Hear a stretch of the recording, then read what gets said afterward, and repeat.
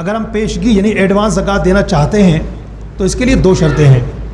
यानी हमने अल्लाह की राह में जो दिया ज़कात की नियत से, तो वो ज़कात ही कहलाएगा या नफली सदका शुमार हो जाएगा। इसके लिए दो शर्तें हैं। नंबर एक, जो बंदा पेशगी ज़कात देना चाहता है तो पहली शर्त तो ये है कि उस वक्त वो साहिब निसाब होना चाहिए।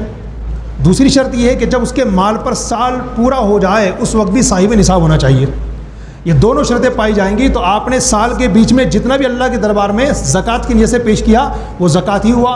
अगर इनमें से एक शर्त कम हो गई तो इस सूरत में आपने ज़कात की नियत से जो पैसा दिया है वो ज़कात नहीं होगा बल्कि नफली सदका कहलाएगा।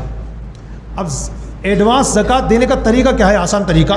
तो आसान तरीका ये है कि जो बंदा ज़कात देना चाहता है एडवांस, तो प्रेजेंट टाइम में उसके बाद जितना सोना, चांदी, करेंसी, माल तिजारत है उनका टोटली हिसाब लगाएं कितना बैठ रहा है। जितना बैठ रहा है उसका 2.5% निकाल लें और 2.5% निकालने के बाद अब इसमें देखिए वो जो पेशगी ज़कात देना चाहता है एडवांस तो किस हिसाब से निकालना चाहता है।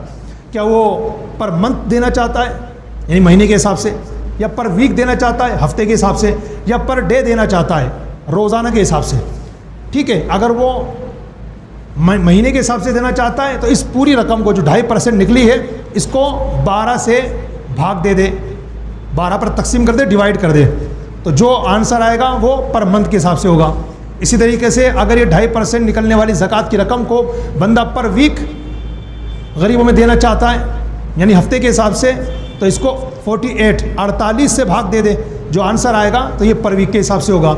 और अगर इस आने वाली 2.5% ज़कात की रकम को बंदा पर डे के हिसाब से बांटना चाहता है यानी रोज़ाना के हिसाब से, तो इसको 360 से भाग दे दे, डिवाइड कर दे, तो जो आंसर आएगा वो पर डे के हिसाब से होगा।